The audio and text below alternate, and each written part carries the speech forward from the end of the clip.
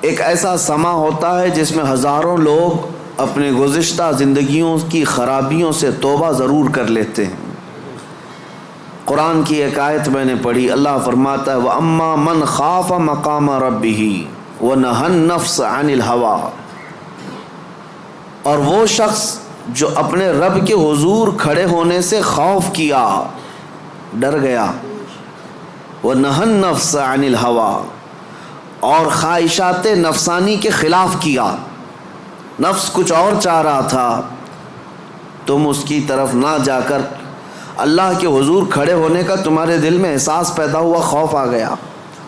اس کا اجر جانتے ہو کیا ہے؟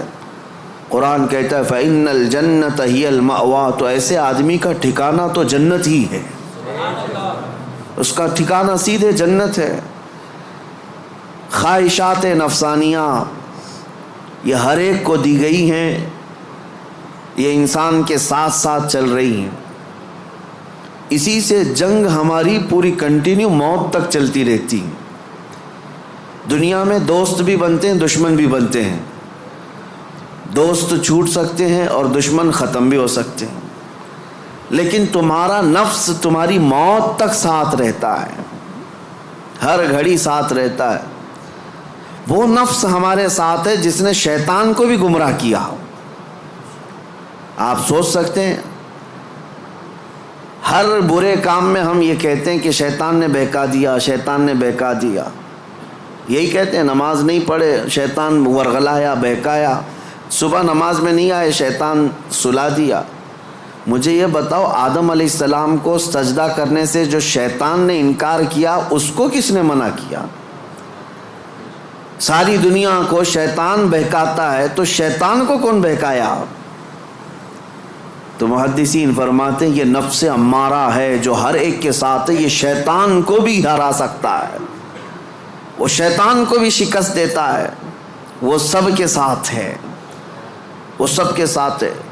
اس نفس کو، اس خواہشات کو اگر کوئی چیز دنیا میں کنٹرول کر سکتی ہے تو صرف ذکر اللہ ہے، اللہ کا ذکر اسے قابو میں رکھ سکتا ہے۔ باقی اس قدر خطرناک ہے خواہشات نفسانیہ کہ بعض لوگ یہ سمجھتے ہیں کہ جوانی ختم ہونے کے بعد بڑھاپے میں کوئی خواہش نہیں ہوتی، بلکہ بہت سارے بوڑھوں کو زنا کرتے ہوئے دیکھا گیا۔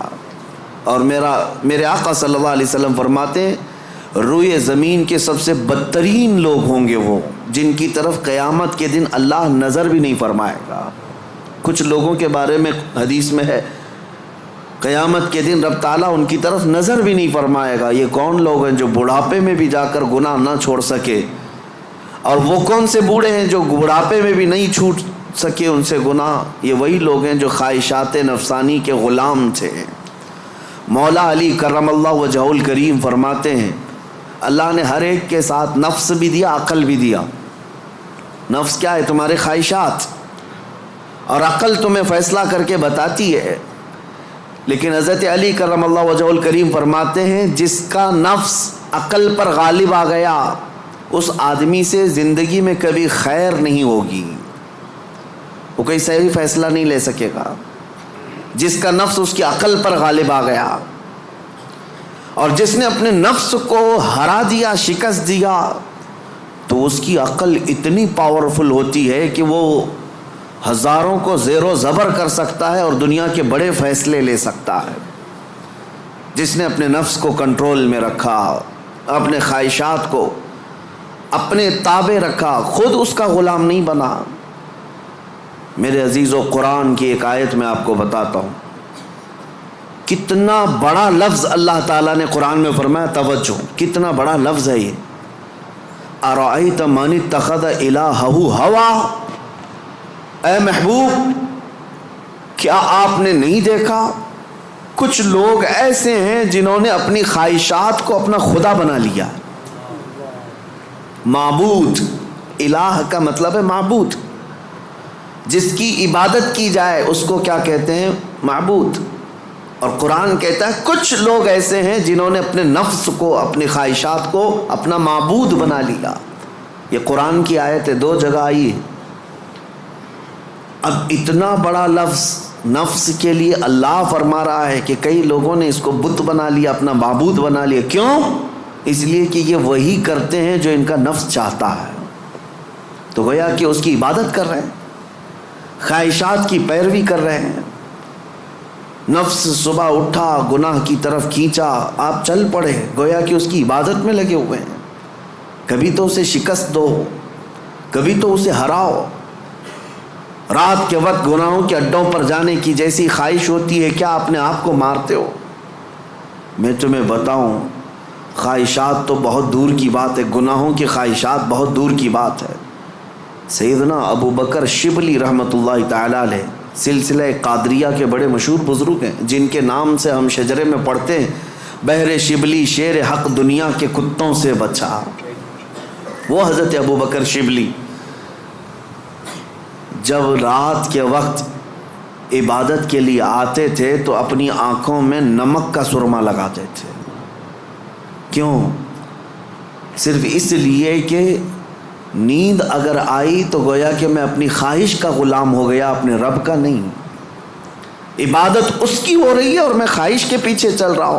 حالانکہ نیند جو ہے یہ فطری چیز ہے، کسی کو کہیں پہ بھی آ جاتی ہے. اولیاء کاملین تو اس سے بھی اپنے آپ کو بچاتے تھے کہ وہ آنکھوں میں نمک پھیر لیتے تھے جس سے آنکھوں میں خون نکل آتا تھا. لوگ کہتے بھی تھے تو کہتے کہ اگر اللہ کی عبادت کے دوران اونگ آتی ہے، جھپکی آتی ہے، تو ان آنکھوں کی سزا یہی ہے کہ انہیں نمک لگا دیا جائے. اور حضرت شاہ مینا رحمۃ اللہ علیہ لکھنؤ میں آرام فرما ہے. حضرت شاہ مینا، ان کا حال تو یہ تھا کہ جب رات کو عبادت کے لیے کھڑے ہوتے تو ایک اونچی دیوار پر وہاں کھڑے ہو کر نماز پڑھتے. ادھر بھی کھائی ہے، ادھر بھی کھائی ہے، کھڑے رہتے. لوگ کہتے کہ نماز پڑھنے کے لیے اتنی جگہ ہے، اس دیوار پر کیوں جا کر نماز پڑھتے ہیں؟ حضرت شاہ مینا فرماتے تاکہ میں ہمیشہ اللہ کی عبادت میں مصروف رہوں. اگر نیند آئی تو میرا جسم دیوار سے نیچے آ سکتا ہے اور اس جسم کو وہی سزا ملنی چاہیے جو اپنے رب سے غافل ہوتا ہو. نفس کے خلاف وہ اولیاء جنگ کرتے رہے، لڑتے رہے. سب سے بڑی خطرناک چیز آج ہمارے ساتھ جو چل رہی وہ ہمارے خواہشات ہیں. اور میرے آقا صلی اللہ علیہ وسلم ارشاد فرماتے ہیں لا یؤمن احدکم حتی یکون ہواہ تبعا لما جئت بہ. تم میں سے اس وقت تک کوئی مومن نہیں ہو سکتا جب تک اپنی خواہشات کو میری مرضی کے حوالے نہیں کرے گا. تم ویسا جب تک نہیں کرو گے جیسا رسول اللہ چاہیں تب تک تم مومن نہیں ہو. تم وہ کرتے ہو جیسا تم چاہتے ہو، تمہاری مرضی، تمہاری خوشی، تمہیں جو اچھا لگا وہ کرنے لگے. یہ مومن کامل کی علامت نہیں. مومن کامل وہ ہے جو اپنی زندگی میں وہ کرے جو رسول پسند کرے، ان کی مرضی کے مطابق. میرے عزیزو، خواہشات یہ لامتناہی سلسلہ ہے، نہ ختم ہونے والا سلسلہ ہے. کسی بھی خواہش کا کوئی اینڈ نہیں ہے. کر کے دیکھ لو. تمہیں اگر دولت کی خواہش پریشان کرتی ہے تو کماؤ کماؤ کماؤ. کہاں تک جاؤ گے؟ کبھی بھی پیٹ نہیں بھر سکتا. نبی پاک صلی اللہ علیہ وسلم ارشاد فرماتے ہیں قبر کی مٹی ہی اس کا پیٹ بھر سکتی ہے. کسی بھی خواہش کا اینڈ نہیں ہے دنیا میں. جو خواہشات ہیں، مال کی خواہش، میں یہ نہیں کہہ رہا کہ کسی کو مال کمانا ہی نہیں چاہیے. ارے میاں، زندگی گزارنے کے لیے ہر ایک کو کمانا ہے، ہر ایک کو کمانا ہے. لیکن میں جس چیز کی مذمت کر رہا ہوں، غلام بن کر کے پیچھے بھاگنا. جیسے فارسی میں کہا گیا ہے خوردن برائے زندگی اس نہ کہ زندگی برائے خوردن. کھانا جو ہے تمہاری زندگی کے لیے ہے، پوری زندگی کھانے کے لیے نہیں ہے. فرق دونوں میں سمجھ رہے آپ؟ مال تمہاری زندگی گزارنے کے لیے ضروری ہے لیکن پوری زندگی مال کے لیے نہیں ہے. لیکن خواہشات کبھی ختم نہیں ہوتی. شہوت کی خواہشات، نفس جیسے جنسی عمل کے ذریعے سے اپنے جسم کو سکون پہنچانے کی کوشش کرتا ہے. وہ خواہشات بھی کبھی ختم نہیں ہوتی، کبھی ختم نہیں ہوتی۔ اگر اس نے اپنے اس گھوڑے کو، نفس کے گھوڑے کو آزاد چھوڑ دیا تو وہ کہیں پر بھی اس کی خواہشات جا کر رکتی نہیں۔ نہ وہ ایک عورت پر صبر کر سکتا ہے، نہ 10 عورتوں پر، نہ 100 عورتوں پر۔ اگر اس نے اپنے خواہشات کے اس گھوڑے کی لگام نہیں پکڑی تو کہیں اینڈ نہیں ہے اس کا، کہیں اینڈ نہیں ہے۔ مرنے کے وقت بھی یہ خواہشات اسے گناہ کی طرف لے جا سکتی ہیں۔ یہ شرمگاہ کی خواہشات اور زبان کی جو خواہشات ہیں، چٹکارا جس کو کہتے ہیں، لذت، اس کا بھی کوئی اینڈ نہیں۔ میں نے ایک ایسے صاحب کو بھی دیکھا، ان کے بیٹے میرے ساتھی تھے، وہ تو مذاق میں کہتے تھے کہ ان کے باپ ICU میں تھے۔ جس دن ان کا انتقال ہونا تھا اس دن بھی وہ بریانی منگوا رہے تھے ICU میں۔ تو یہ تو ایک نارمل سی بات تھی، ہنس کر کے وہ کہہ رہے تھے، لیکن وجہ یہ تھی کہ وہ ایڈکٹ تھے بریانی کے، کھانے کے، گوشت کے۔ تو ایک لمٹ ہوتی ہے کسی آدمی کی، لیکن اگر اس نے خواہشات کو آزاد چھوڑا تو وہ کہیں پر بھی جا کر نہیں رک سکتا، نہ ICU، نہ آپریشن، نہ کوئی چیز، اسے کوئی چیز نہیں روک سکتی سوائے موت کے۔ موت آنے تک وہ اپنی خواہشات میں ڈوبا رہے گا، ڈوبا رہے گا۔ خواہشات ایک سمندر ہے، وہ ختم نہیں ہوتا کبھی۔ اسی لیے میرے عزیزو، جتنا کم ہو سکے سمیٹ لو اپنے آپ کو۔ دنیا تمہیں ہاتھ پاؤں مارنے سے کتنی مل سکتی ہے مجھے بتاؤ۔ تم زیادہ سے زیادہ کس قدر اپنے آپ کو دنیا میں خوش رکھ سکتے ہو ان خواہشات کو پورا کر کے؟ کبھی نہیں۔ گناہوں میں یہ تمہیں ایسا برباد کر کے رکھیں گی خواہشات کہ تمہارے جسم مفلوج ہو جائیں گے۔ ایک دن موت کا وقت آئے گا، سارے درد تمہارے نکل رہے ہوں گے،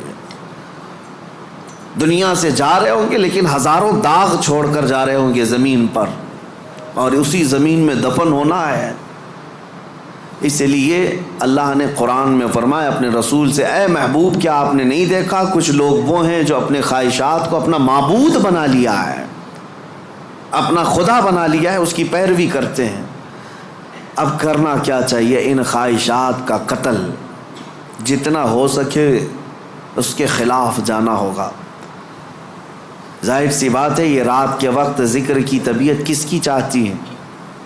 وہ لوگ جن پر اللہ فضل فرمائے، ورنہ اکثر کا جسم آرام چاہتا ہے، دنیا کی طرف جسم کھینچتا ہے، لیکن تم نے اس کو ٹھکرایا اور اللہ کے ذکر کو اپنایا۔ یہ آپ نے اپنے خواہشات کے خلاف کیا ہے۔ اس کے اجر میں کیا ہے؟ سیدھے قرآن کہتا ہے جنت اس کا ٹھکانہ ہے، جنت اس کا ٹھکانہ ہے۔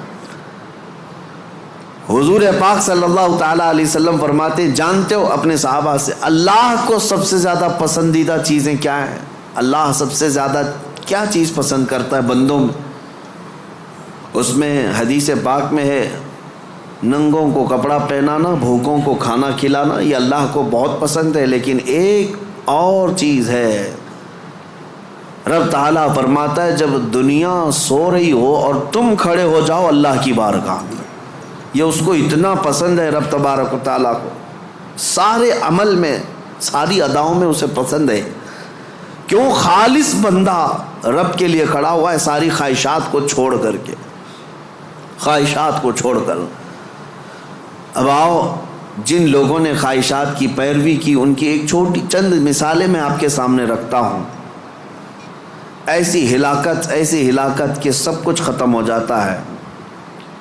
میرے عزیزو، سلطان الاولیاء سیدنا غوث اعظم جیلانی بغدادی رضی اللہ تعالیٰ عنہ ارشاد فرماتے ہیں، جس شخص کو اپنی خواہشات پر قابو نہیں، اس کا نفس اسے کفر تک لے جا سکتا ہے، اس کا نفس اسے شرک تک لے جا سکتا ہے اور اسے کافر بنا کر دنیا سے لے جائے گا۔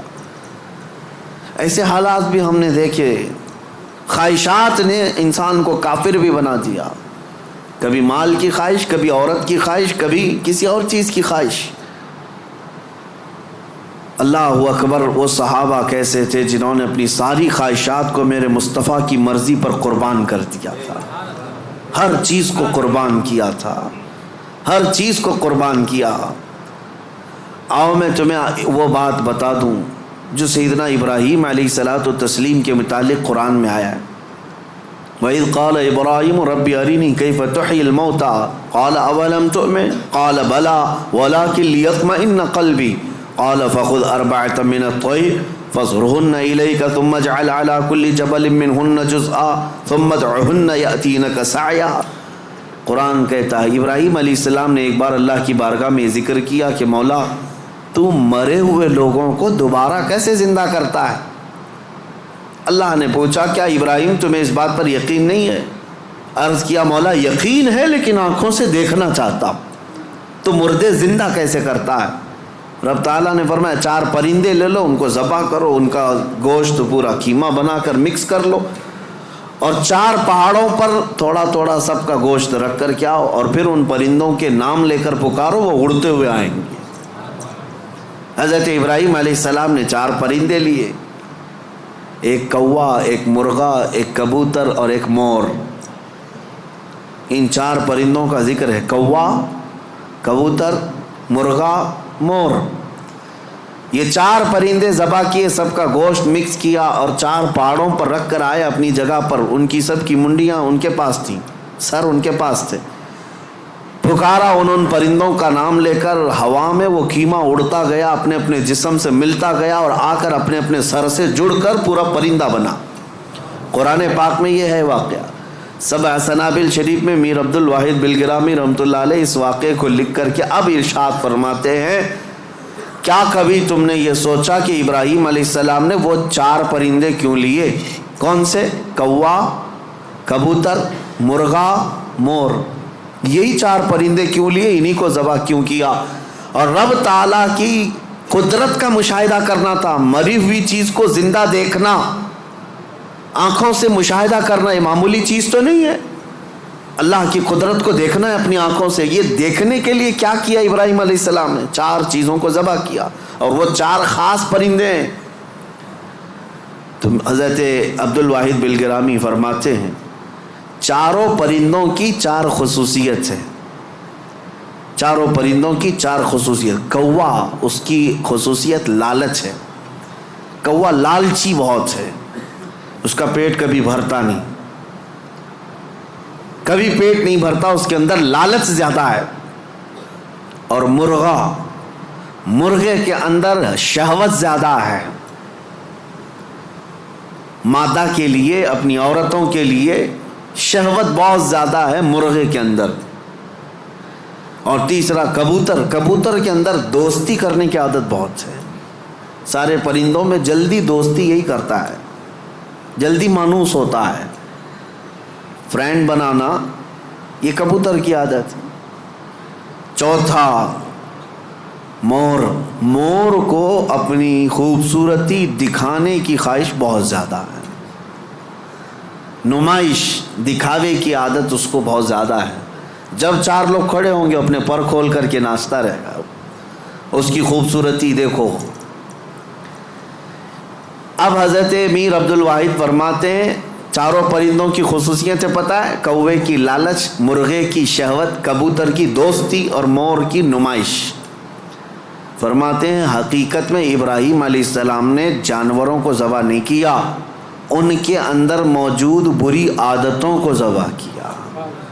ابراہیم علیہ السلام نے کوے کو نہیں لالچ کو ذبح کیا، مرغے کو نہیں شہوت کو ذبح کیا، کبوتر کو نہیں بلکہ ایرے غیرے کی دوستی کو ذبح کیا، مور کو نہیں دکھاوے کو ذبح کیا۔ اور جب بندہ یہ 4 بری عادتوں کو ذبح کرتا ہے، مولا اس کو اپنی قدرت کے مشاہدے کراتا ہے۔ رب تبارک و تعالیٰ کی قدرت کے وہ مناظر دیکھ سکتا ہے۔ مردوں کو زندہ کیسے کیا جاتا ہے یہ دکھایا جائے گا۔ اس آیت میں ایک بہت بڑی عبرت کی بات ہے کہ اللہ کے نبی کو یہ حکم دیا گیا۔ اس طرح میرے عزیزو، اگر ہمارے اندر موجود یہ خواہشات، یہ سب کا تعلق خواہشات سے، لالچ، شہوت، دوستی اور ریاکاری سب کا تعلق نفس سے ہے. یہ سب کا تعلق نفس سے ہے. لالچ کو ختم کر لو, شہوت کو ختم کر لو, کنٹرول میں رکھو. اور دوستی کے لیے بہت سارے لوگوں کو برا لگ رہا ہوگا, کیا دوست نہیں بنانا چاہیے؟ یقیناً دوست بناؤ. میں آپ کا دوست ہوں, آپ میرے دوست ہیں. یہ دوستی کس بنیاد پر ہماری بنی ہے؟ صرف اور صرف اللہ اس کے رسول کی بنیاد پر. جو دوستی اس بنیاد پر بنی ہو وہ دوستی جنت تک لے جائے گی, اور جو دوستی صرف حرام کاریوں کی بنیاد پر بنی ہے, قیامت کے دن کچھ لوگ تو بیچارے یوں ہی جا رہے ہوں گے دوزخ میں. وہ کچھ کیے نہیں تھے, وہ یوں ہی جا رہے تھے. کیوں؟ قرآن کہتا ہے وہ چلا رہے ہوں گے, یا ویلتا لیتنی لم اتخذ فلانا خلیلا, اے کاش میں فلاں کو دوست نہیں بنایا ہوتا تو اچھا ہوتا, اس نے گناہ کیا, پکڑ میری بھی ہو رہی ہے. پولیس چھاپا مارتی ہے, اور جو گناہوں میں ملوث ہے یا غیر قانونی کاموں میں ملوث ہے اس کو تو دھر دبوچتی تو ہے ہی ہے, لیکن پھر کنیکشن دیکھتی ہے کس کے ساتھ, یہ کس کے کانٹیکٹ میں تھا. پھر ٹریک کیا جاتا ہے, کہاں ٹریک کر کے اٹھاتے رہتے ہیں. ابھی ہمارے علاقے میں 6 مہینے پہلے کچھ وائلیشن ہوا تھا جس میں پکڑتے 150 تک کو لے کے گئے, صرف اس لیے کہ مین آروپی جو کام کیا تھا اس کو انہوں نے موبائل میں ادھر ادھر فارورڈ کیا تھا, یا صرف دیکھ کر کے اپنے پاس محفوظ کیا تھا. گناہ میں برابر کے شریک دنیا میں سمجھے جا رہے ہیں. تو دوستی میرے عزیزو یہ خواہشات پر اگر ہے تو یہ جہنم میں لے جانے والی ہے. اور ریاکاری یہ بھی بہت خطرناک چیز ہے. جس نے ریا کیا, دکھاوے کے لیے کوئی بھی کام کیا, قیامت کے دن سب اس کے منہ پر مار دیا جائے گا. اب آؤ خلاصہ میں آپ کو بتاؤں, خواہشات کو اگر کنٹرول پر نہ رکھا گیا تو سنو 2 روایتیں میں آپ کو بتاتا ہوں. اگر انسان اپنے خواہشات کو کنٹرول میں نہ کیا تو وہ جانور سے زیادہ ذلیل ہوتا ہے. یہاں تک کہ بزرگوں نے لکھا ہے کہ وہ اپنی ماں سے زنا کر سکتا ہے اور بیٹی سے بھی زنا کر سکتا ہے اگر اس نے خواہشات کو اپنے قابو میں نہیں رکھا. وہ سب کچھ کر سکتا ہے, اور ہوا ہے دنیا میں اور ہو بھی رہا ہے. یہ ہمارے لیے حیرت کی بات ہے, تعجب کی بات ہے, اس لیے کہ ڈر لگتا ہے. لیکن بے شمار ایسے معاملات موجود ہیں میاں, یہ تو ہم معاذ اللہ نعوذ باللہ پڑھ رہے ہیں اس بری خبر کو سن کر. تمہیں حیرت ہوگی, کچھ ایسے لوگ ہیں جو کورٹ میں آئے ہیں بھائی بہن شادی کرنے کے لیے, اجازت مانگنے کے لیے, سگے بھائی اور بہن. اور اتنا ہی نہیں بلکہ عرب ممالک میں میں خود ہو کر کے آیا, کئی گھروں کے اندر یہ بے حیائیاں موجود ہیں. بہنوں کو محفوظ رکھنے کے لیے بھائیوں سے دور کیا جا رہا ہے. کیوں؟ خواہشات پر کنٹرول نہیں, انہیں ڈر ہے اپنے سگے بھائی سے. اسی کی ماں سے پیدا ہوا بھائی, اس سے خاتون ڈرتی ہے. یہ ان علاقوں میں نے دیکھا ہے, ان علاقوں میں, اگر میری بات غلط ہو تو مجھے بتانا ہو. عرب ممالک کی بات میں کر رہا ہوں, کئی گھروں میں خواتین اپنے سگے بھائیوں سے ڈر کر کے رہتی ہیں کہ وہ اکیلا پائیں تو ہماری عزت کے ساتھ کچھ بھی کر سکتا ہے.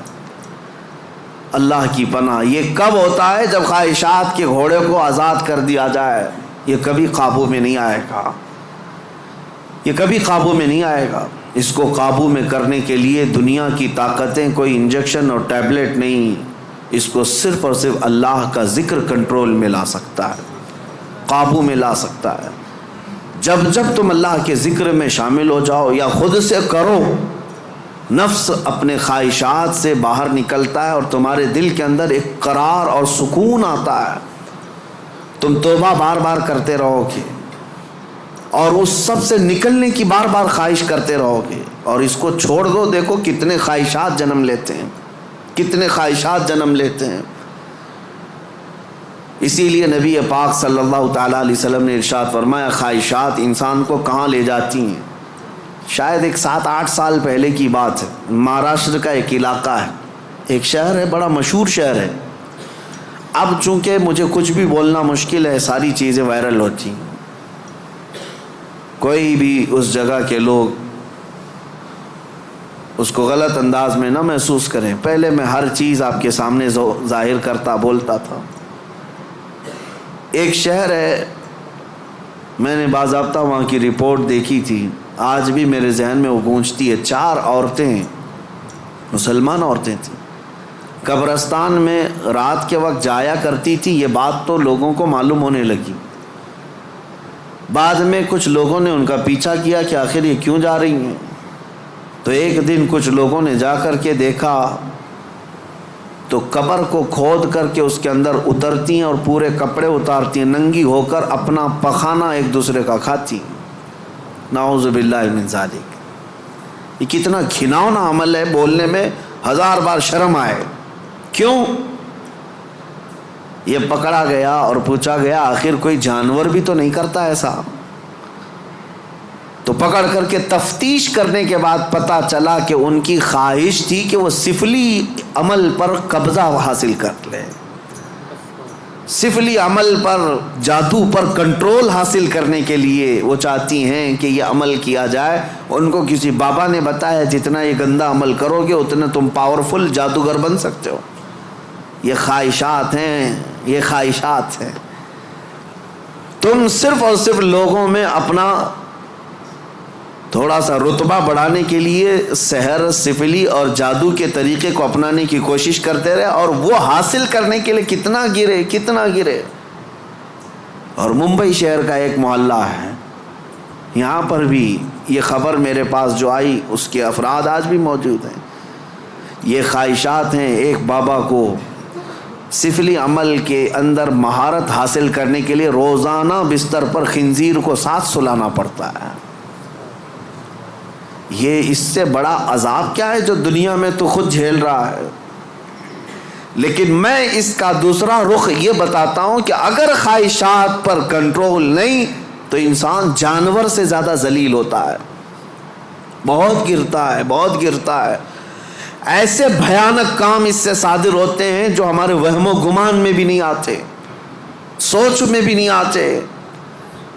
یہ نفس کا گھوڑا بہت تیز دوڑتا ہے. اس کو عقل پر غالب آنے نہ دینا کبھی.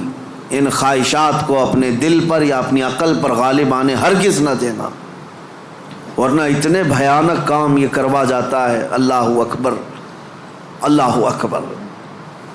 مدینہ طیبہ کے متعلق امام غزالی رحمۃ اللہ علیہ نے لکھا ہے کہ ایک شخص ایسا تھا جو لوگوں کے دفن ہونے کے بعد قبر کھود کر کے ان کے کفن چراتا تھا اور پھر اس کو بازار میں بیچتا تھا. لیکن ایک بار اس نے ایک خاتون کے قبر کو کھودا اور کفن چرایا, اس کی نیت خراب ہوئی, مردے کے ساتھ اس نے بدکاری کیا. نعوذ باللہ من ذالک. میں یہ باتیں کیوں کہہ رہا ہوں؟ یہ گناہ ضرور ہیں, بولنے میں مجھے بھی جھجک تو آ رہی ہے. دیکھیں جھریاں آ رہی ہیں جسم کے اندر, رونگٹے کھڑے ہو رہے ہیں, لیکن صرف اس لیے بتا رہا ہوں کہ ہم ایک مردے کو دیکھ کر کے سسک جاتے ہیں, سہم جاتے ہیں کہ کسی کی موت پر انسان کا جسم بے قابو رہتا ہے, غمگین رہتا ہے. لیکن اگر ان حالات میں بھی موت کے بعد یا قبرستان میں جانے کے بعد بھی کوئی انسان ایسا کر سکتا ہو کہ قبر کو کھود کر کے اس کو ننگا کر دے مردے کو اور پھر اس کے ساتھ بدکاری کرے, یہ کون سی چیز وہاں تک لائی اس کو؟ یہ خواہشات, یہ وہ نفس امارہ, نفسانی خواہشات. اسی لیے مولا علی کرم اللہ وجہہ الکریم نے فرمایا جس کی خواہشات, جس کا نفس اس کے عقل پر غالب آ گیا, زندگی بھر اس سے کوئی خیر ثابت صادر نہیں ہوگا, کوئی اچھا کام اس سے نہیں نکل پائے گا. اپنی عقل پر ان خواہشات کو غالب آنے ہرگز مت دینا. ہم نے دیکھا ہے یہ تمام معاملات تجربے کے طور پر. میں آج آپ کے سامنے یہ ذکر کر رہا ہوں کیونکہ آج علاج کا دن ہے.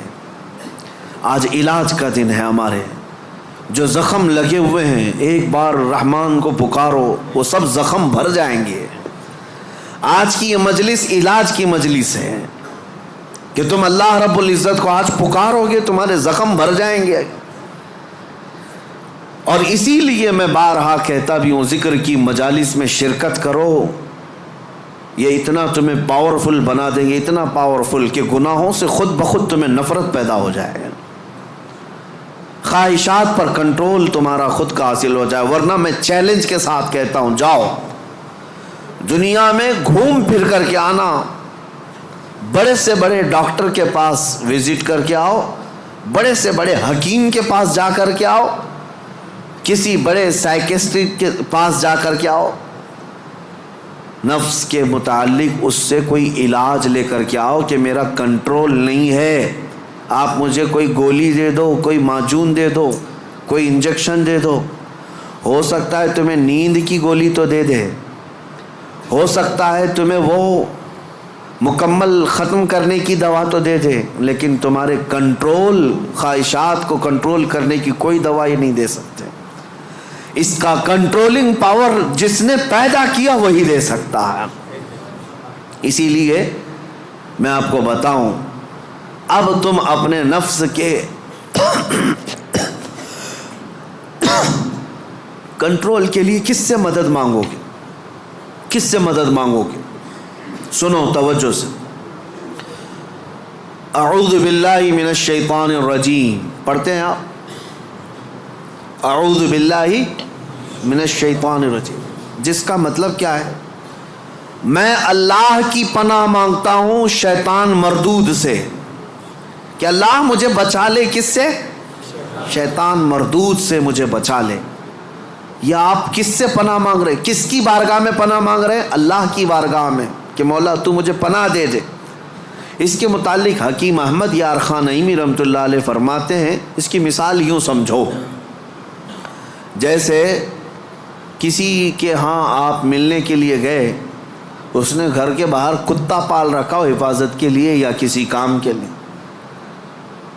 دشمنوں کے لیے یا کسی بھی غرض کے لیے کتا پال رکھا ہو, اور آپ گئے گھر کے باہر کھڑے, کتا بھونکنا شروع کر دیا, دروازے میں جا ہی نہیں پا رہے. آپ اس کتے کو کنٹرول کیسے کرو گے؟ آپ اپنے دوست کے گھر اندر جا رہے ہیں لیکن کتا باہر ہے, کتا جیسی قریب جاتے ہو بھونکتا ہے. اب آپ دروازے کے اندر جانا چاہتے ہیں تو اس کتے پر کنٹرول کیسے پاؤ گے؟ رسی ڈالو گے اسے, پتھر مارو گے, جتنا مارو گے اتنا اچھل کود کرے گا.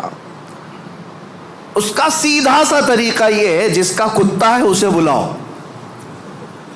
حکیم احمد یار خان نعیمی رحمۃ اللہ علیہ فرماتے اسی کو پکارو, بھائی ذرا باہر تو آ جاؤ. اور وہ جب آئے گا, مالک کو کتا اچھی طرح پہچانتا ہے, وہ اس کو کنٹرول میں کر دے گا. اس کو تھوڑا سا اپنی آواز میں ہٹا دے, سائڈ میں, کتا ہٹ جائے گا, دروازہ کھلا ہے آ جاؤ. دوست اپنے دوست سے ملاقات کر لے گا, لیکن اس بیچ والے کتے کے کنٹرولنگ کے لیے کتے کے مالک کو ہی پکارنا ہوگا. اسی لیے حکیم احمد یار خان نعیمی رحمۃ اللہ علیہ فرماتے ہیں نفس ایک کتا ہے جو تمہیں تمہارے رب کے دروازے پر جانے سے پہلے بھونکتا ہے, دروازے میں کھڑا ہو جاتا ہے, نہیں جانا مسجد, نہیں جانا اس ذکر پر, نہیں جانا ان محافل میں. اس کتے پر کنٹرولنگ کیسے حاصل ہوگا؟ فرمایا گیا اسی لیے تم اس کتے کے مالک رب ذوالجلال کو ہی پکارو. پیدا تو اسی نے کیا ہے, رب تبارک و تعالیٰ نے پیدا کیا ہے, اور وہی تمہیں اس پر قبضہ بھی دے گا. اسی کے متعلق فرمایا گیا اللہ نے پہلے ہی قرآن پڑھنے سے پہلے حکم کیا دیا, یہ پڑھو اعوذ باللہ من الشیطان الرجیم, میں اللہ کی پناہ مانگتا ہوں شیطان مردود سے. آج ہم اسی لیے اس مسجد میں آئے بھی ہیں. میں نے نفس کے متعلق جو باتیں ذکر کی, یقیناً نفس نے بہتوں کو اندھا کر دیا, بہتوں کو برباد کیا, بہتوں کو گمراہ کیا, کئی کو کافر کیا.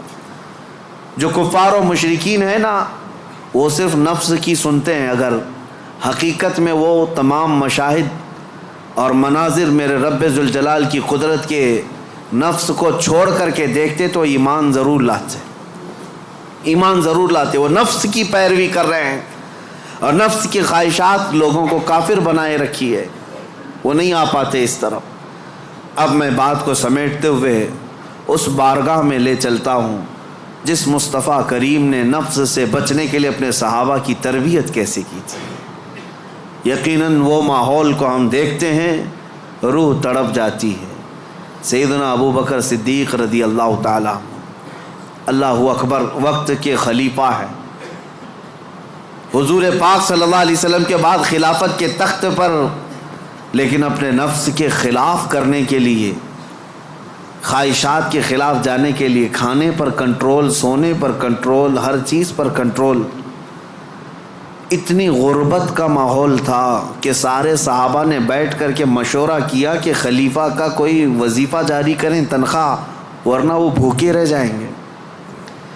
تو بیت المال سے ان کا وظیفہ جاری کیا گیا۔ اتنا تھا وظیفہ کہ اس سے ان کا صرف مہینے بھر کا گھر چلتا تھا، باقی کچھ بھی نہیں آتا تھا۔ ایک دن ان کی بیوی نے کہا کہ خلافت کے کاموں سے تھک جاتے ہو، کبھی گھی روٹی بھی تو کھا لیا کرو، کبھی گھی کھا لو، کبھی روٹی کھا لو، شہد کھا لو۔ حضرت ابو بکر صدیق نے کیا کہا جانتے ہیں؟ اتنے پیسے کہاں ہیں کہ گھی اور شہد خرید سکوں؟ کون؟ خلیفۃ المسلمین۔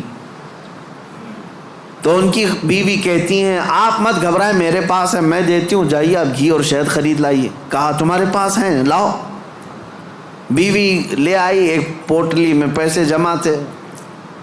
کہا یہ لیجیے، آپ بازار جائیے، گھی اور شہد خرید لائیے۔ حضرت ابو بکر صدیق نے پوچھا اتنے پیسے تیرے پاس کہاں سے آئے؟ تو ان کی اہلیہ نے کہا جو ماہانہ وظیفہ آپ کا آتا ہے، تنخواہ آتی ہے، مہینہ بھر کا خرچہ چلاتی ہوں، تھوڑا تھوڑا بچا کر کے رکھتی ہوں کہ برے وقت میں کام آ جائے۔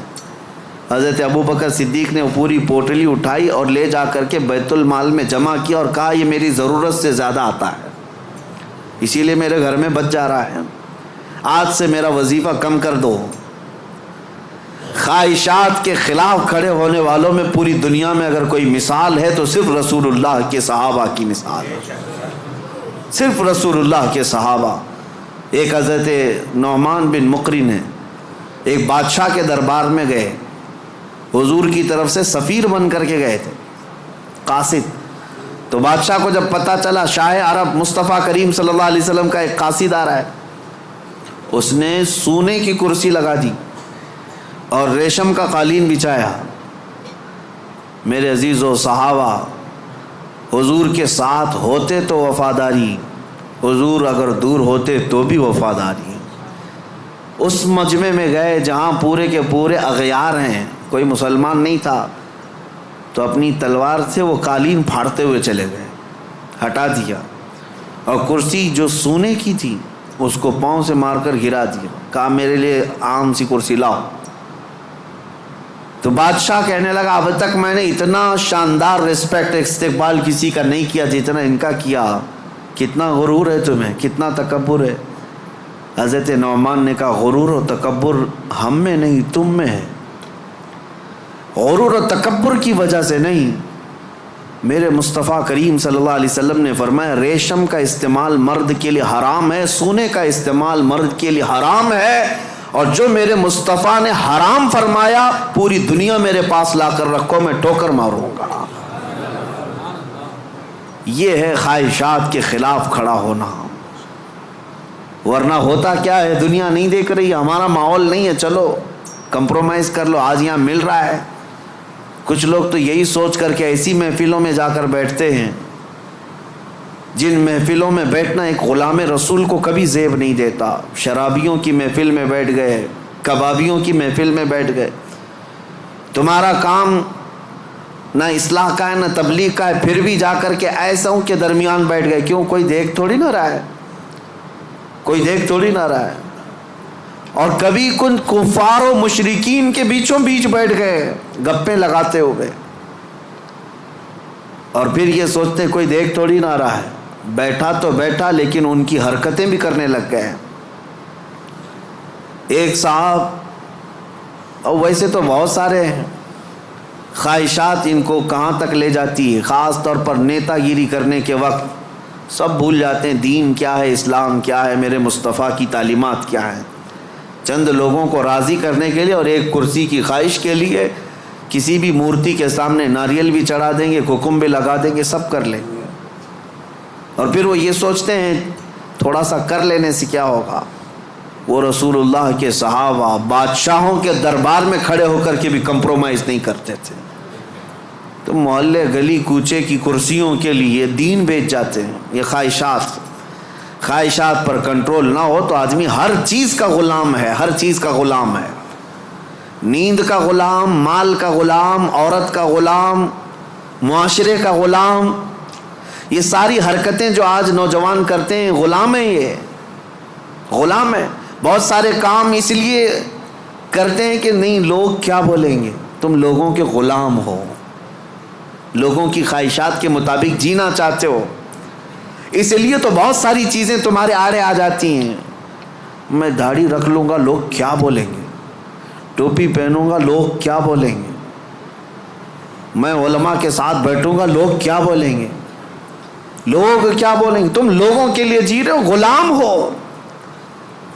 کئی ایسے ہیں جن کی غلامی کبھی ختم نہیں ہوتی، تم اللہ اس کے رسول کے لیے جیو، ان خواہشات سے باہر نکل آؤ، ان خواہشات سے باہر نکل آؤ۔ عزیزان گرامی وقار، ان خواہشات کو ختم کرنے کے لیے اگر کوئی سب سے پاورفل علاج ہے تو وہی میں نے کہا اللہ کا ذکر ہے۔ اللہ کا ذکر، قرآن کہتا الا بذکر اللہ تطمئن القلوب، آگاہ ہو جاؤ اللہ کے ذکر سے دلوں کو سکون ملتا ہے۔ یہ میرا رب قرآن میں فرماتا ہے، اللہ کے ذکر سے دلوں کو سکون ملتا ہے۔ عزیزان گرامی وقار، زیادہ دنوں تک اپنے دل کو آوارہ مت رکھو، اپنے جسم کو آوارہ مت رکھو، مسجدوں میں آ جایا کرو۔ جمعہ میں بھی اس وقت تم پہنچتے ہو جب رکعت باندھ رہے ہوتے امام، تھوڑی دیر پہلے آ جایا کرو مسجدوں میں۔ خطبہ عربی میں سنتے ہیں تو دل پر وہ بات لگتی جاتی ہے، اگرچہ تمہیں سمجھ میں نہیں آتی لیکن میل دھلتا جاتا ہے۔ جمعہ میں بھی تاخیر سے آتے ہو اور پھر سلام پھیرنے کے بعد بھاگ جاتے ہو، تھوڑی دیر کھڑے ہو جاؤ، میرے مصطفیٰ کی بارگاہ میں سلام تو پیش کر دو۔ جب کھڑے ہو جاؤ گے سلام کے لیے، یقیناً رسول اللہ تمہیں تمہارے باپ کے نام سے پہچانتے ہیں، تمہاری طرف سے سلام آ رہا ہے تو کیا میرے مصطفیٰ جواب نہیں دیں گے؟ ادھر سے اگر جواب آیا تمہارے سلام کا تو یقیناً تمہارے دل کی صفائی ہے اس میں۔ ان محفلوں سے کب تک تم بھاگتے رہو گے؟ مسجدوں میں کبھی وقت سے پہلے آ جاؤ۔ حضور پاک صلی اللہ علیہ وسلم نے ایک چیز بیان فرمائی، وہ میں آپ کے سامنے رکھتا ہوں۔ منافق اور مومن کی پہچاننے کا طریقہ کیا ہے؟ حضور فرماتے ہیں منافق مسجد میں سب سے لیٹ آتا ہے اور سب سے جلدی بھاگتا ہے، مسجد میں سب سے تاخیر سے آتا ہے اور سب سے جلدی بھاگ جاتا ہے۔ اسی لیے مجھے ڈر لگتا ہے، آپ کو بھی خوف ہونا چاہیے کہ منافقوں کی فہرست میں ہمارا نام نہ آ جائے۔ دیکھتے رہتے ہیں ابھی ٹائم ہے، ابھی ٹائم ہے، لاسٹ مومنٹ پر پہنچیں گے اور پھر ادھر ختم ہوتے ہی بہت سب سے پہلے بھاگیں گے۔ حدیث پاک میں ہے منافق کی علامت ہے۔ اور پھر دوسری علامت منافق کی کیا ہے؟ حضور فرماتے ہیں بازار میں بہت جلدی جاتا ہے اور بہت دیر کے بعد بازار سے نکلتا ہے، کافی دیر تک شاپنگ مال میں وقت گزارے گا، اس کا دل لگتا ہے وہاں پر، مارکیٹ میں شاپنگ مال میں گھومتا رہے گا، بہت جلدی مارکیٹ میں جائے گا اور بہت دیر سے نکلے گا۔ میرے عزیزو، یہ منافق کی پہچان اور دل کالا ہونے کی علامت، اور مومن کی پہچان میرے آقا فرماتے ہیں مسجد میں جلدی آتا ہے اور دیر سے جاتا ہے، بازار میں صرف اپنے کام کے حد تک جاتا ہے اور فوراً وہاں سے بھاگ جاتا ہے، مومن کی پہچان ہے۔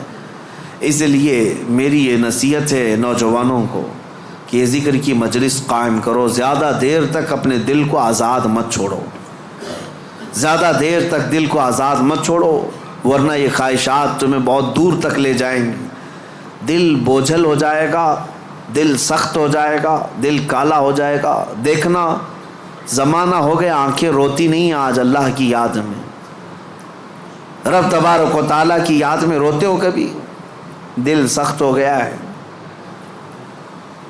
حضور پاک صلی اللہ علیہ وسلم کی جدائی اور ان کی دوری کبھی تمہیں رلاتی ہے؟ موت آنے والی ہے، کیا وہ قبر کی سختیاں اور اس کی تنہائیاں تمہیں کبھی رلاتی ہیں؟ سوچ کے روتے ہو کہ کیا ہوگا میری قبر میں، جب مجھے ٹائٹ باندھ کر کے لوگ چھوڑ کر چلے جائیں گے؟ کیا ہوگا میرے ساتھ جب اوپر نظریں اٹھاؤں گا تو تختیاں بند نظر آئیں گی، گھٹن محسوس ہوگی قبر میں؟ کیا ہوگا؟ اس یاد سے کبھی آنکھیں روتی ہیں؟ یہ کیوں نہیں رو رہی؟ بہت دن تک تم نے دل کو آزاد چھوڑ دیا، بہت دنوں تک خواہشات کے پیچھے چلتے رہے، گھنٹوں تم موبائل میں بیٹھے رہے، گھنٹوں تم ٹیلی ویژن کے سامنے بیٹھے رہے، گھنٹوں تم میچ میں میدان میں گھومتے رہے، گھنٹوں شاپنگ بھی کرتے رہے، گھنٹوں لوگوں کے ساتھ گپیں بھی لگاتے رہے، لیکن اپنے رب کے حضور نہ کبھی بات کرنے کی فرصت ملی، نہ اس سے دعا کرنے کی فرصت ملی۔ تمہیں پتہ ہے دنیا والے مانگنے سے ناراض ہوتے ہیں، اور حدیث پاک میں ہے اگر بندہ مسجد میں آیا اور اللہ کی بارگاہ میں دعا نہ کر کے گیا، اللہ اس سے ناراض ہوتا ہے کہ مجھ سے مانگتا تک نہیں اب یہ بندہ، تمہارا مانگنا اسے پسند ہے پھر بھی تم مسجد میں نہیں ہو۔ یہ خواہشات ہیں جو تمہیں یہاں سے بھگا کر لے جاتی ہیں، تم گھنٹوں دنیا کے لیے گزار لیتے ہو۔ میرے عزیزوں بدل لو اس ذکر کی مجلس میں اللہ کی بارگاہ میں یہ دعا گو بھی ہوں کہ آج شاید اس سے قبل بھی یہاں پر ایک بار ذکر کی مجلس ہم سجائے تھے، بہت پہلے میں یہاں آیا تو ہوں، بیان ہوا ہے، ذکر کا مجھے یاد نہیں، اگر نہیں ہوئی تھی تو شاید یہ پہلی مجلس ہے اور اللہ اس کو ہمیشہ قائم فرمائے۔ میں رہوں یا نہ رہوں، ذمہ داروں سے گزارش ہے کہ اس مجلس ذکر کو اس نیت سے قائم رکھو کہ ہزاروں دلوں کے سکون کا ذریعہ ہے، ہزاروں دلوں کے سکون کا ذریعہ ہے۔ میرے عزیزوں بڑے بڑے کروڑ پتی لوگ آج آشرم جاتے ہیں، 2 دن 3 دن کی چھٹیاں لے کر اپنے پنڈتوں کے چپلوں میں بیٹھتے ہیں، وہ یہ چاہتے ہیں کہ دنیا کی ہمہ ہمی سے نکل کر کے کسی آشرم میں بیٹھے۔ ان کے دلوں کا قرار اور سکون کہاں ہے؟ کفر میں اور شرک میں۔ لیکن ایک حالت یہ ہے کہ تمہیں روز اللہ کریم سکون کے لیے یہاں بلاتا ہے، تم آتے نہیں، تو کم از کم اتنا تو کرو، ہفتے میں 1 مرتبہ اس طرح کی مجلسوں میں شریک ہو جائے۔ دنیا کو ایک طرف رکھیں گے، مصروفیات روز ہیں، کام کاج روز ہیں، رشتہ داروں سے ملنا روز ہے، میٹنگیں چلتی رہیں گی، کبھی ختم نہیں ہوتی، لیکن کبھی تو ایک دن سٹاپ کر کے یہ سوچیں کہ آج میرے رب سے ملاقات کی رات ہے، آج کا یہ ٹائم صرف اور صرف میرے رحمان خدا سے بات کرنے کا وقت ہے۔ اس لیے تو ان مجلسوں میں آ جایا کرو۔ ایک وقت آئے گا کہ جب تمہاری آنکھوں میں نور اور دل میں سرور ضرور داخل ہوگا، اس طرف آپ توجہ ضرور دیں، ورنہ آزاد چھوڑے رہیں گے تو یہ آزاد گھوڑا ہر میدان میں دوڑائے گا، نفس کا گھوڑا ہر میدان میں دوڑائے گا۔ اس کو اتنا آزاد نہ رکھو، اس کو لگام دو اور اس کے لگام کی رسی میرے مصطفیٰ کے قدموں میں ڈال کر رکھو کہ نفس کو اب جہاں جانا ہے۔ اب آپ سوچ سکتے ہیں رسول اللہ جو سید الانبیاء ہیں، سارے نبیوں کے سردار، وہ دعا کرتے تھے، کیا دعا کرتے تھے؟ اللہم لا تکلنی الی نفسی طرفۃ عین، اے اللہ میرے نفس کو میرے حوالے 1 منٹ کے لیے بھی مت دینا، تو اپنی حفاظت میں رکھ۔ رسول اللہ کا کون سا نفس تھا؟ میرے آقا کا کہاں کیسا نفس ہے؟ کیا کبھی آپ نے حدیث میں کسی روایت میں سنا کہ حضور نے نفس کے یا خواہشات کی پیروی کی؟ کبھی نہیں میرے عزیزوں۔ جو پتھر کا تکیہ رکھنے والے، چھال کے بستر پر سونے والے، پیٹ پر پتھر باندھنے والے رسول، کیا کبھی نفس کی غلامی کی؟ نہیں۔ اس کے باوجود اللہ کی بارگاہ میں دعا یہ کرتے تھے، مولا میرے نفس کو میرے حوالے مت کرنا 1 منٹ کے لیے بھی، پلک جھپکنے کے برابر بھی، تو اپنی حفاظت میں رکھ۔ اور ہم جیسوں کو کیا کہنا چاہیے؟ اگر ہم اپنے نفس کی حفاظت اللہ کے حوالے نہ کریں تب تو یہ اتنی تباہی مچائے گا، اتنی تباہی مچائے گا، سوچ بھی نہیں سکتے۔ آؤ آج ذکر کی مجلس ہے، ہم اپنے نفس کو، اپنی خواہشات کو رحمان کے حوالے کرتے ہیں اور عہد کرتے ہیں دل میں کہ مولا میں آج توبہ کے لیے آیا ہوں، توبہ کے لیے آیا ہوں۔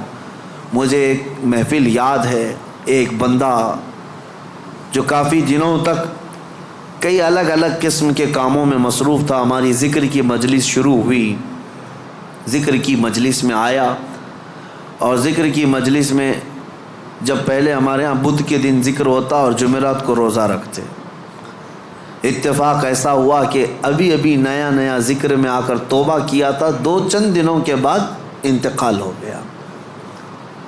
لیکن اس بات کی خوشی تھی کہ لوگ یہ کہتے کہ زندگی میں اتنی برائیاں، بہت ساری چیزیں ہم نے دیکھی تھی، سوچتے تھے کہ کبھی یہ نہیں سدھرے گا، بہت بے حیا ہو گیا ہے۔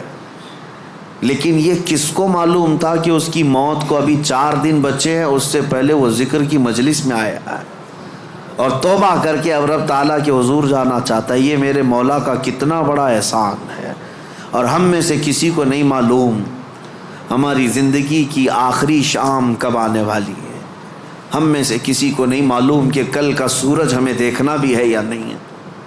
کاش رب تبارک و تعالی ہم غلاموں کے ساتھ بھی یہ احسان کرے کہ جب موت قریب آنے والی ہو وہ اپنی مجلس ذکر کا ہمیں مشتاق بناتے اور ذکر زبانوں پر جاری رہے اور روح ہماری نکلتی رہے۔ جس کی دی ہوئی روح تھی اسی کا نام لیتے ہوئے اسی کے دربار میں جائیں تو میرے عزیزو زندگی وصول ہو گئی، زندگی وصول ہو گئی۔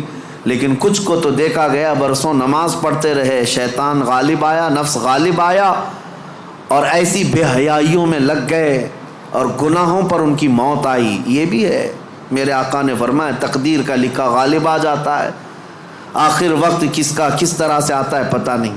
لگے رہو ان مجلسوں سے اور اپنے دل کو صاف کرنے میں لگے رہو۔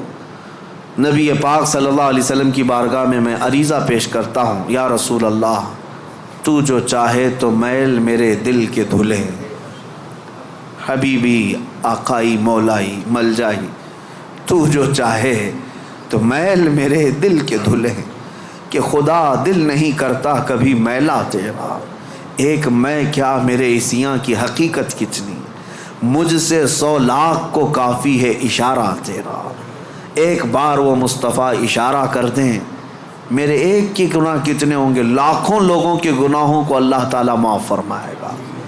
آؤ آج ذکر کی مجلس ہے، اسی رقت کے ساتھ اپنے دلوں کی حضوری کے ساتھ رب کی بارگاہ میں حاضر ہونے کے احساس کے ساتھ مجلس ذکر میں کھڑے ہوتے ہیں اور نہایت ہی ادب و احترام اور خلوص کے ساتھ مولا کریم کو مناتے ہیں تاکہ اس مسجد میں بھی برکتیں ہوں اور ہمارے دلوں میں بھی برکتیں داخل ہوں، ہمارے دلوں میں بھی برکتیں داخل ہوں۔ اور اس دل کو اتنا پاک کر لو کہ جیسے مسجد آج چمک رہی ہے تمہارا دل بھی اتنا چمکنے لگے، کیونکہ مولانا فرماتے ہیں، مولانا روم مثنوی شریف میں فرماتے ہیں کعبہ بنائے خلیل اطہر است، کعبہ بنائے خلیل اطہر است، وہ دل گزرگاہ رب جلیل است۔ خانہ کعبہ جتنا عظیم ہے نا، وہ کیوں؟ حضرت مولانا فرماتے ہیں وہ تو ابراہیم علیہ السلام کی بنائی ہوئی عمارت ہے، لیکن تمہارے سینے میں جو دل ہے وہ رحمان کا گھر ہے، وہ رب تعالیٰ کی گزرگاہ ہے۔ قلب المؤمن عرش اللہ، مومن کا دل اللہ کا عرش ہے، اللہ کا عرش ہے۔ تو اسے اتنا پاک کرو جتنا مسجد کو پاک کیا ہے، جتنا مسجد کو چمکایا ہے اتنا ہی اپنے دل کو چمکاؤ۔ اور یہ دل اگر چمکے گا تو ماربل سے نہیں، جھومر سے نہیں، دل چمکے گا تو صرف اللہ کے ذکر سے چمکے گا۔ جب بندہ لا الہ الا اللہ کی ضرب لگاتا ہے اس کا دل چمکنے لگ جاتا ہے، میل اترتا ہے اور چمک پیدا ہوتی ہے۔ اور دل جب روشن ہوتا ہے تو جانتے ہیں کیا ہوتا ہے، خواہشات تو گئی، نفس تو گیا ایک طرف، جب دل چمکتا ہے تو پھر ہوتا یہ ہے کہ سامنے جو بھی آتا ہے اس کے دل میں کیا چل رہا ہے تمہارے دل میں وہ خیالات اللہ ڈال دیتا ہے۔ کیسے؟ آئینے کی طرح۔ ایک آئینہ میں لے کر کے کھڑا ہوں، سامنے جو بھی آئے گا اس آئینے میں نظر آئے گا کہ نہیں آئے گا، لیکن وہی لوہا لے کر کھڑا رہوں کچھ نہیں پتا چلتا سامنے کون آیا ہے کون نہیں۔ دل جب زیادہ چمکتا ہے ذکر سے، جو بھی آئے جیسا بھی آئے اس کا سارا کچا چٹھا تمہارے دل پر چھپ جاتا ہے. اسی لیے کہا گیا نا کہ علماء کے سامنے زبان سنبھال کر بات کرو، اولیاء کے سامنے دل سنبھال کر کے بات کرو. کیوں؟ تمہارے دلوں کے اندر کے حالات بھی ان سے مخفی نہیں ہوتے، چھپتے نہیں. کیوں نہیں چھپتے؟ اس لیے کہ انہوں نے دلوں کو اتنا پاک کیا، اتنا چمکایا ہے، جو سامنے آتا ہے اس کے سارے اعضاء، اس کے دل کے حالات ان کے دل پر چمکنے لگتے ہیں. اور صرف چمک ہی نہیں، اور ایک اس کا فائدہ ہے. دل جب چمکتا ہے اور ایک فائدہ ہے. کیا فائدہ ہے؟ تم نظر تو آتے ہو، جب میں شیشہ لے کر کھڑا رہوں گا تم نظر تو آتے ہو، لیکن ایک اور فائدہ ہے. اگر سورج چمک رہا ہے اور شیشے پر سورج کی روشنی آ رہی ہے تو یہ روشنی سیدھے کہاں پڑے گی؟ تمہارے چہرے پر پڑے گی. اور تمہارا چہرہ کالا ہو کہ جیسا ہو، لیکن اس آئینے کی اور اس شیشے کی روشنی سے تمہارا چہرہ بھی چمکنے لگے گا.